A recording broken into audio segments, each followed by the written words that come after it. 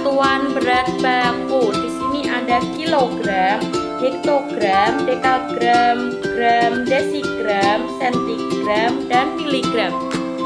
Nah, setiap naik ini dibagi 10. Kalau naik ini dibagi 10, kalau setiap turun dikali 10. Kenapa di contoh ada 1 kilogram sama dengan 10 hektogram? Karena 1 kilogram ke hektogram, kilogram ke hektogram turun. Jadi setiap turun dikali 10. Yang terakhir ada debit. Debit ini kita akan menggunakan segitiga ajaib. Mari kita lihat.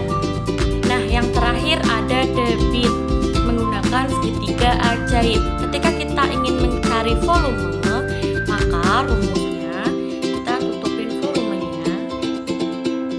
Jadi debit dikali waktu. Selanjutnya, ketika kita ingin mencari debit, kita tutup debitnya. Jadi rumus dari debit adalah volume dibagi waktu. Selanjutnya, ketika kita ingin mencari